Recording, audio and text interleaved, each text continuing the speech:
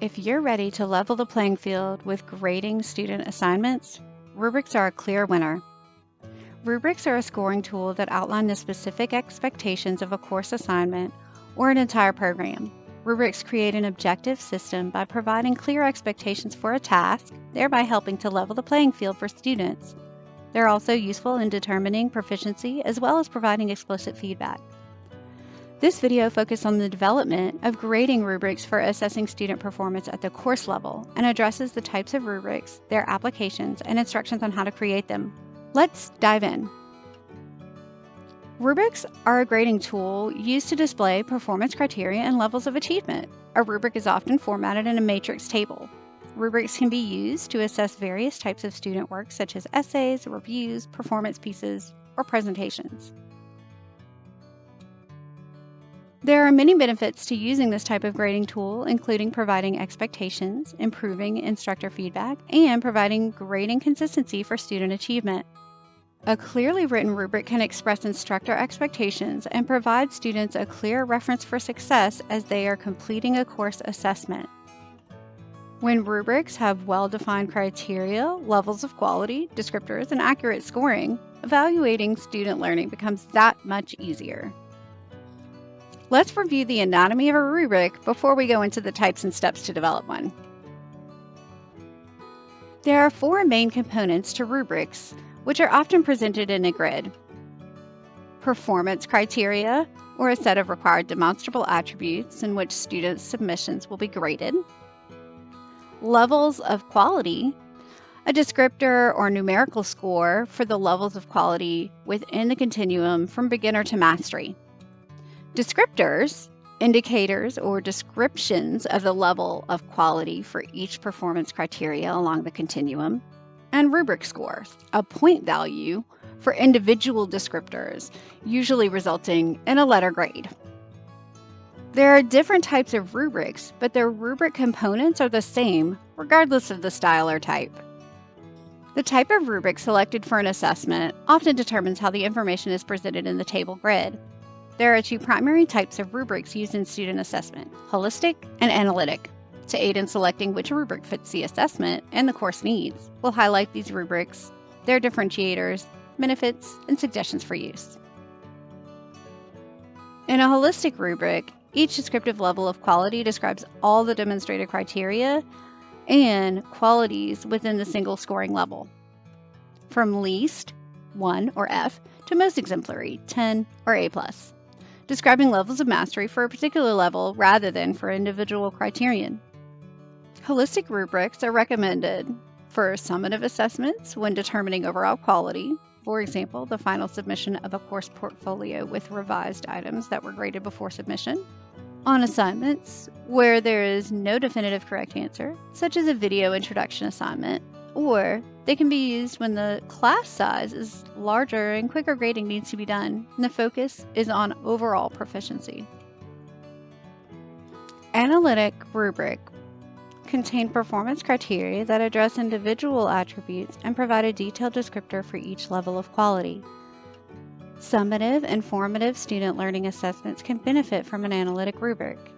It is recommended to use analytic rubrics when providing a common framework and language is paramount to maintaining consistency across scores, when the rationale for grading requires detailed feedback, or when there is a need to determine student performance on various assignment components. Analytic rubrics are by far the most popular rubrics for assessing student learning at the individual assignment level. Analytic rubrics provide useful feedback on areas of strengths and weaknesses, provide students with a reflective tool, and allow individual criteria to be weighted to reflect the relative importance of each dimension. Although the analytic rubric may take more time to implement, they reinforce criterion reference grading rather than comparative grading, providing more consistent and equitable grading for students, thus leveling the playing field. Keeping rubric types in mind aids in determining assignments that might benefit from their use. Considering all the characteristics, tasks, and expectation outlined in your assignment will help you determine whether a rubric is needed and also help you determine which rubric is right for a particular assignment. Examples of assessments that benefit from rubrics include research papers, group projects, peer reviews, portfolios, presentations, labs, or procedurals. Before developing a rubric, it is recommended to determine whether the assignment warrants this grading tool. For example, you might develop a robust analytic rubric for peer-to-peer feedback, but use a holistic rubric for your own grading of a similar assessment.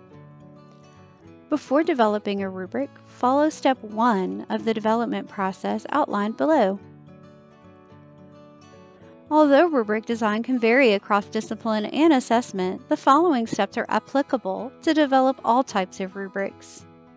Before you begin building the rubric, identify what students should do or accomplish within the assignment, and examine the learning objectives and applicable course outcomes aligned to the assessment. The next 4 steps involve developing the main components of the rubric we described earlier.